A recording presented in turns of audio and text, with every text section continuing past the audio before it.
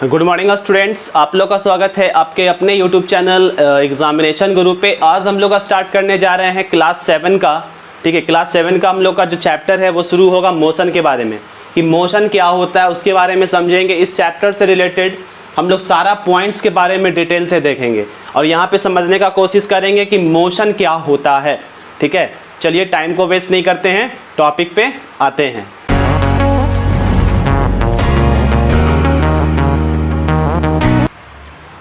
तो यहाँ पर सबसे पहले हम लोग ये समझेंगे कि मोशन क्या होता है। ठीक है, उसके बारे में सारा पॉइंट हम यहाँ पे मेंशन किए हैं, लेकिन सबसे पहले आप समझिए कि मोशन होता क्या चीज़ है। सपोज कीजिए कि कोई बॉडी है, ठीक है, कोई बॉडी है या कोई ऑब्जेक्ट है। ठीक है, कोई ऑब्जेक्ट है और उसको आप किसी खास पॉइंट पर देखे हैं। जैसे मान लीजिए कि यहाँ पर आपका ये पाथ हो गया, रास्ता हो गया, यहाँ पर कोई ऑब्जेक्ट है। ठीक है, यहाँ पे कोई आपका ऑब्जेक्ट है और आप कुछ समय के बाद आते हैं, आप कुछ समय के बाद आए और ये ऑब्जेक्ट यहाँ पे नहीं आकर ये अपना पोजीशन चेंज कर लिया। अपना क्या किया? पोजीशन चेंज किया, वो यहाँ पे पहुँच गया। ठीक है, जो ऑब्जेक्ट आपका यहाँ पे था, आप कुछ समय के बाद आए तो वो अपना क्या किया? पोजीशन चेंज किया। ठीक है, ध्यान से समझिएगा इस बात को कि मोशन आपका होता क्या चीज़ है। जैसे कोई ऑब्जेक्ट किसी खास पॉइंट पे था, उस पॉइंट का नाम ए हो गया और आप कुछ समय के बाद आए तो उसका पोजीशन कहाँ था? बी पे था। तो मतलब ये क्या किया? टाइम के अकॉर्डिंग अपना पोजीशन चेंज किया। टाइम के अकॉर्डिंग क्या किया? पोजीशन चेंज किया। तो अब हम बोलेंगे ये ऑब्जेक्ट मोशन में है। ठीक है, समझ गए ना? कि जैसे कि कोई ऑब्जेक्ट है वो अपना पोजीशन चेंज कर रहा है विथ रेस्पेक्ट टू टाइम, तब बोलेंगे क्या? कि ये मोशन में है। अब सपोज कीजिए कि कुछ समय के बाद आए और वो ऑब्जेक्ट आपका बी पॉइंट पे था। ठीक है, फिर यहाँ पर से आप कुछ समय के बाद आए, ठीक है, कुछ समय के फिर बाद में आए तो आपका जो ऑब्जेक्ट है वो बी पे ही है। यहाँ से इसका पोजीशन चेंज नहीं हुआ, यहाँ पर से इसका पोजीशन चेंज नहीं हुआ। तो अब ये क्या है? रेस्ट में है। ठीक है, आपका पहला बार का जो बात था, ऑब्जेक्ट हम लोग देखे थे ए पे था, लेकिन कुछ समय के बाद आए, मान लेते हैं वो समय जो आपका था 30 मिनट्स था। 30 मिनट्स का ए और बी के बीच का ड्यूरेशन है। हम आधे घंटा के बाद आए तो ये ए पे नहीं था, बी पोजीशन पे पहुंच गया। लेकिन अब हम लोग क्या किए? फिर कुछ समय के बाद आकर देखते हैं, वो भी मान लीजिए कि आधा घंटा आपका है, फिर आपका हाफ एंड आवर के बाद आए। ठीक है, हाफ आवर्स के बाद आए तो ऑब्जेक्ट जो है वो अपना पोजीशन बी से कहीं और नहीं गया, बी पे ही था। इसका मतलब अब इसमें मोशन नहीं है। इस केस को हम लोग बोल देते हैं रेस्ट बोल देंगे, या स्टेशनरी बोल देंगे, या इमोबाइल बोल देंगे। आप लोग जो मोबाइल यूज करते हैं ना, उसका एक्चुअली मतलब होता है कि पोजीशन को चेंज करने वाला वैसा डिवाइस जो क्या करे? अपने पोजीशन को समय समय के अनुसार वो चेंज होता रहे। जैसे मान लीजिए अभी हम घर पे हैं तो मेरा मोबाइल घर पे काम कर रहा है। अगर हम मार्केट जाते हैं तो वहाँ पर भी वो वर्किंग कंडीशन में है। तो मोबाइल का मतलब यही होता है कि पोजीशन चेंज करने पे भी वो आपका वर्किंग कंडीशन में रहे। तो यहाँ पर पहला बार में हम लोग देखे कि इसमें क्या था? मोशन था। ठीक है, ए से बी पे आया, पोजीशन चेंज किया। लेकिन अब कुछ समय के बाद हम आए तो ये अपना पोजीशन चेंज नहीं किया, तो इस केस में बोल देंगे कि वो रेस्ट में है। अब आते हैं हम लोग इसके टॉपिक पर और यहाँ पे पॉइंट्स के बारे में देखेंगे। तो एक्चुअली आपको मोशन के बारे में जो था वो हम बताए हैं, अब पॉइंट के रूप में देखते हैं। Motion is a change in position of an object with respect to time. कोई ऑब्जेक्ट अपना पोजीशन चेंज करता है समय के अनुसार, तब हम बोलते हैं कि वो ऑब्जेक्ट मोशन में है। ठीक है, second point, if the position of body is not changing with respect to time. ये सेकंड केस जो बताए थे उसी पे पॉइंट है। If the position of body, body का पोजीशन चेंज नहीं हो रहा है विथ रेस्पेक्ट टू टाइम। ठीक है, the body is set to be at rest. Body is set to be at rest, motionless, immobile और स्टेशनरी। तो यहाँ पे 3-4 नाम बोल दिए हम लोग कि रेस्ट में बोल सकते हैं, मोशनलेस है मतलब उसमें मोशन नहीं है, इमोबाइल है मतलब वो चेंज नहीं हो रहा है, और ये स्टेशनरी मीन्स वही चीज होता है, सब एक ही चीज है। तो स्टेशनरी मीन्स क्या है, रुका हुआ है, तो ये इसमें मोशन नहीं है। जब तक ये अपना पोजीशन चेंज नहीं करे समय के अनुसार, तब बोलते हैं कि वो ऑब्जेक्ट मोशन में नहीं है। ठीक है, इसके बाद का पॉइंट देखिएगा, any moving body is said to be in motion. अगर कोई भी बॉडी मूव कर रहा है, दैट मीन्स पोजीशन चेंज कर रहा है। ठीक है, जैसे घर में मान लीजिए गाड़ी आप देख लीजिए, एग्जांपल, रात के समय गाड़ी आप लगाए थे, अपने गैराज में लगाएं, तो गाड़ी क्या सुबह में अपना पोजीशन चेंज कर लेगा अपने आप? नहीं करेगा। तो वो जो ड्यूरेशन में जो उसका पोजीशन था चेंज नहीं हुआ, तो वो रेस्ट का केस है। वो क्या है? रेस्ट का केस है। अब वो गाड़ी सुबह में आपके यहाँ से कोई ब्रदर या आपको आपके भाई या आपके पापा अगर गाड़ी को कहीं लेकर जाते हैं, तो वो क्या हुआ? उसका पोजीशन चेंज हुआ। ठीक है, पोजीशन चेंज हुआ विथ रेस्पेक्ट टू टाइम, तो उसको बोलेंगे मोशन में है। ठीक है, अब देखिए, any moving body is said to be in motion. जो बॉडी अपना पोजीशन चेंज कर रहा है उसको मोशन में बोलेंगे। उसके बाद का पॉइंट देखिए, motion is based on frame of reference. ये सबसे इंपॉर्टेंट पॉइंट है, ये सबसे इंपॉर्टेंट पॉइंट है। इसको हो सके जब आप नोट डाउन कीजिएगा तो रेफरेंस वाला जो है इसको अंडरलाइन कर लीजिए, ये बहुत इंपॉर्टेंट पॉइंट है। ठीक है, मोशन किस पे आधारित है? Frame of reference. Frame of reference, इसका मतलब क्या होता है? दो बॉडी के बीच में हम मोशन के बारे में कैसे पता करेंगे? कब बोलेंगे कि मोशन में है? आप कभी ध्यान दिए होंगे, जब भी आप ट्रेन से कहीं सफ़र कर रहे हैं, ठीक है, आपका जो ट्रेन है, दो ट्रेन एक ही प्लेटफॉर्म पे लगा हुआ है, मान लीजिए प्लेटफॉर्म नंबर 3 या प्लेटफॉर्म नंबर 4 पे लगा हुआ है, और आपका गाड़ी मोशन में है, आप ट्रेन के अंदर बैठे हुए हैं, तो आपको लगता है कि दूसरा गाड़ी मूव कर रहा है। ठीक है, एक्चुअली आप ही का गाड़ी चल रहा है, आपको लग रहा है नहीं वो गाड़ी चल रहा है। तो ऐसा क्यों हुआ? क्योंकि उस समय अगर हम वहां का अर्थ सरफेस अगर देखेंगे तब पता आपको चल जाएगा कि आप ही का गाड़ी मूव कर रहा है। लेकिन आप विंडो के पास बैठे हुए हैं, आपके सामने वाला जो गाड़ी लगा हुआ है वो एक्चुअली रेस्ट में है, आपका गाड़ी मूवमेंट में आया, तो आपको लग रहा है नहीं मेरा गाड़ी मूव नहीं कर रहा, वो गाड़ी मूव कर रहा है, जब तक आप अर्थ सरफेस को नहीं ध्यान देंगे। तो ये चीज़ होता है। कभी कभी बस में भी ये चीज़ देखने को मिलेगा, और कभी कभी आप कहीं पर मान लीजिए ऐसे जगह खड़े हैं तो आपको लगेगा दूसरा चीज़ मूव कर रहा है, हम मूव नहीं कर रहे हैं। तो ये जो चीज़ है फ्रेम ऑफ रेफरेंस, ये किसी एक पार्ट को हम लोग रेफरेंस पॉइंट मानेंगे। जैसे मान लीजिए अगला पॉइंट पे देखिएगा, when a person standing outside the bus, कोई आदमी जो है बस के बाहर खड़ा है, बस आपका मान लीजिए रोड पे जा रहा है, और कोई आदमी क्या है कहीं बस अड्डा पे खड़ा है, बस स्टैंड पे खड़ा है।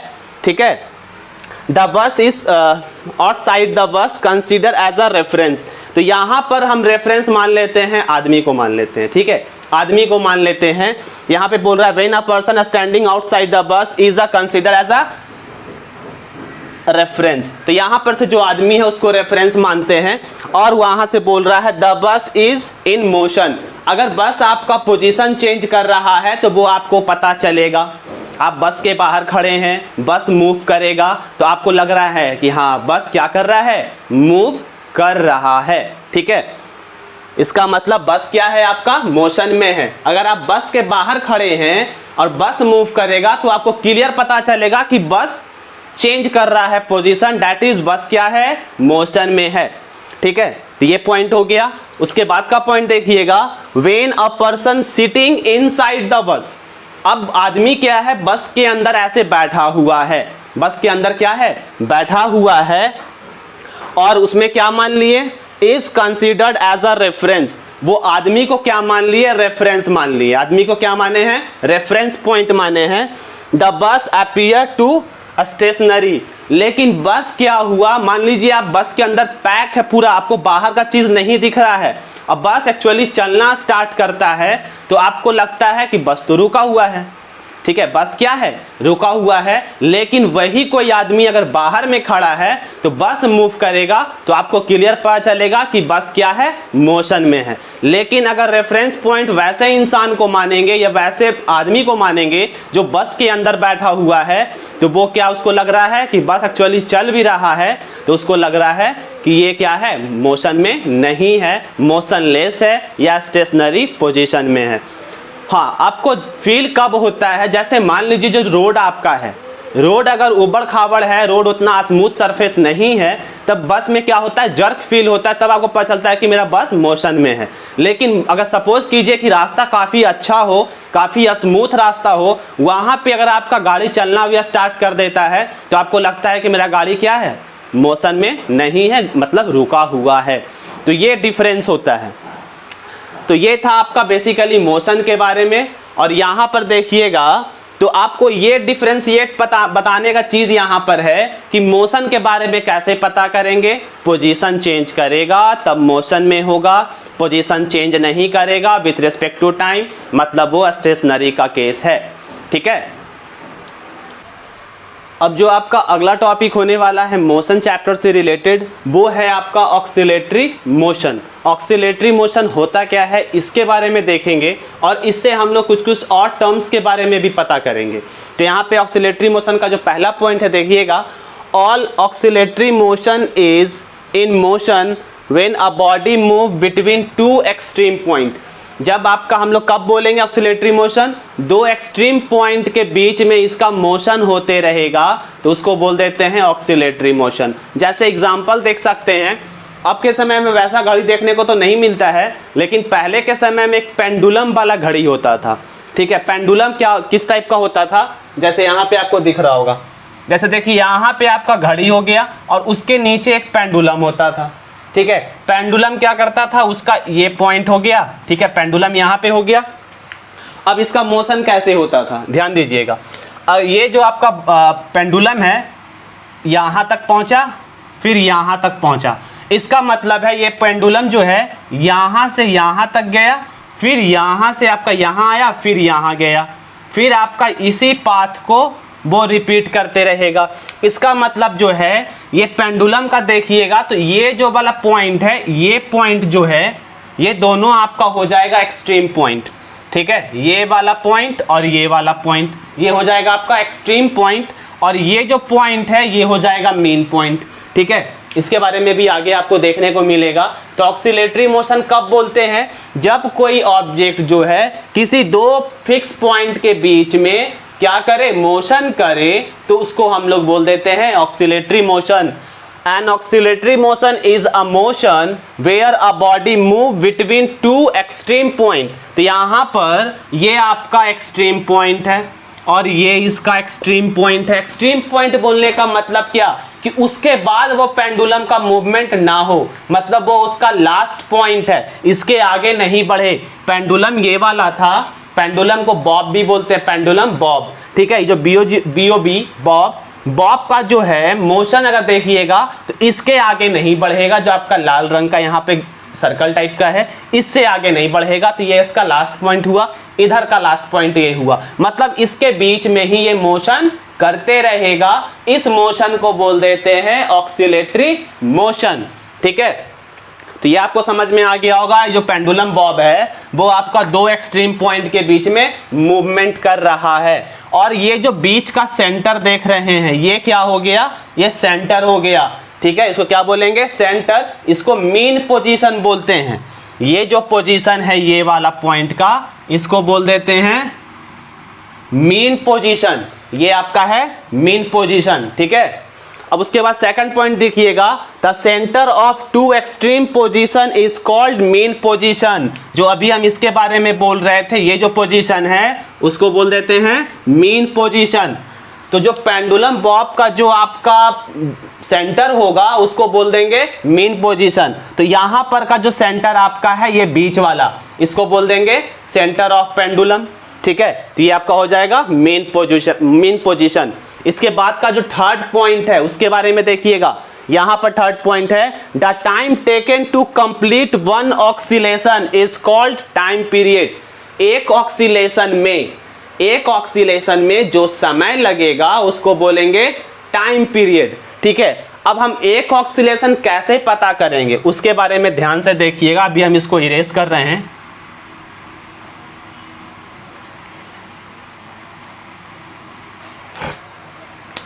हम ये मान लिए आपका पेंडुलम बॉब है। ठीक है, अब देखिए कैसे इसका चलेगा पता, वन ऑक्सीलेशन, और ये इसका एंड पॉइंट है। यहाँ पर मान लीजिए एंड पॉइंट है और एक एंड पॉइंट यहाँ पर है, मतलब ये दोनों इसका एक्सट्रीम पॉइंट हुआ, इसको ई से इंडिकेट कर दिए। और जहाँ पे अभी बीच का जो पेंडुलम है, ये सेंटर है पेंडुलम का, तो इसको बोल देते हैं हम लोग मीन पोजीशन, तो इसको एम से लिख दिए। ठीक है, अब देखिए वन ऑक्सीलेशन कैसे होगा। ठीक है, यहाँ से मान लीजिए कि ये पेंडुलम यहाँ तक गया। ठीक है, गया, फिर उसके बाद ये रिटर्न होगा, यहाँ पे आया। ठीक, फिर यहाँ पे गया।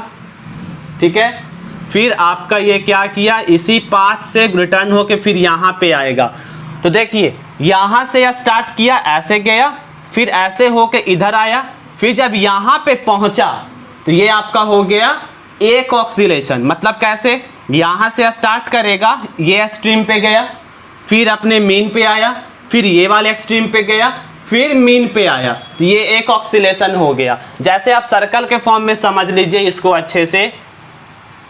मान लीजिए कि आप इस पॉइंट से स्टार्ट किए, ठीक है, और इस पॉइंट से होते हुए आप यहाँ पर पहुँच गए, फिर से इसी पॉइंट पे पहुँचे, तो ये आपका वन रेवोल्यूशन हो गया। वैसे ही यहाँ पर भी है, आप मीन से स्टार्ट किए, पहला एक्सट्रीम पे गए, फिर यहाँ से फिर मीन पे आए, फिर एक्सट्रीम पे गए, फिर से मीन पे आ गए, दैट इज वन ऑक्सीलेशन। फिर देखिएगा तो सेम यही पाथ हो रहा है ना, जैसे फिर यहाँ से एक्सट्रीम जाएंगे, फिर मीन आएंगे, फिर इस एक्सट्रीम पे जाएंगे, फिर मीन आएंगे, तो ये सेकंड रेवोल्यूशन हो गया, मतलब सेकंड ऑक्सीलेशन हो गया। पहला वाला में एक्सट्रीम, फिर मीन पे आया, फिर एक एक्सट्रीम पे गया, फिर मीन पे आया, तो वन ऑक्सीलेशन कंप्लीट है। और इस ऑक्सीलेशन में जो समय लगेगा उसी को बोलते हैं टाइम पीरियड। ठीक है, तो ये आपका हो गया कि एक ऑक्सीलेशन में जो समय लगेगा that is known as time period, that is known as time period. ठीक है, इसके बाद आगे चलते हैं। अगला पॉइंट जो है, when an oscillatory motion repeat itself in equal interval of time. ध्यान से देखिएगा, व्हेन एन ऑक्सीलेटरी मोशन, जो आपका ऑक्सीलेटरी मोशन है, ये रिपीट कर रहा है, ये रिपीट कर रहा है, फिर से ये मोशन में आया, फिर से ये अपना ऑक्सीलेशन कंप्लीट कर रहा है itself in equal interval of time. मान लीजिए पहला बार में आपका जो ये मोशन हुआ, यहाँ पे ऑक्सीलेटरी मोशन हुआ, एक आपका ऑक्सीलेटरी मोशन किया है, ठीक है, तो उसमें हम लोग को लग गया 1 सेकेंड। अगला बार फिर किया, उसमें भी लगा 1 सेकेंड, तो उसको हम लोग क्या बोल देते हैं, it is called periodic motion. इसको बोल देंगे पीरियोडिक मोशन। मतलब यहां पे कहने का मतलब कि आपका जो एक ऑक्सीलेशन में समय लग रहा है, तो हर बार आपका जो एक एक ऑक्सीलेशन होगा वहां पर सेम टाइम लगना चाहिए। वहां पे क्या लगना चाहिए, सेम टाइम लगना चाहिए। मतलब ये 1 सेकंड में एक ऑक्सीलेशन कर रहा है, तो अगला 1 सेकंड में फिर से इसको एक ऑक्सीलेशन करना है। मतलब 60 सेकंड में 60 बार करे, अगर 1 सेकंड में एक बार, तो 60 सेकंड में 60 ऑक्सीलेशन।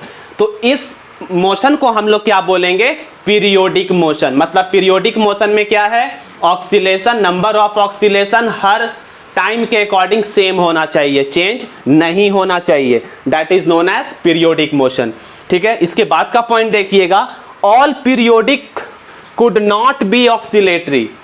ऑक्सीलेटरी मोशन में कोई टाइम का बात नहीं है। आप 1 सेकंड में भी 1 सेकंड में एक बार किया, अगला सेकंड शायद ऐसा हो वो आधा करे, मतलब अगला बार में वो 2 सेकंड में करे, लेकिन वो ऑक्सीलेशन में तो है ही है। आपका एक्सट्रीम पॉइंट और दोनों एक्सट्रीम पॉइंट के बीच में ही तो मोशन कर रहा है, that is known as oscillatory motion. लेकिन टाइम पीरियड में क्या है कि हर सेकंड में आपका 1 सेकंड में एक बार किया है, तो 60 सेकंड में 60 बार करना चाहिए। लेकिन आपका यहाँ पर ऑक्सीलेटरी में कोई टाइम का बात नहीं है, सिर्फ वो एक्सट्रीम पोजीशन के बीच में मूवमेंट होना चाहिए।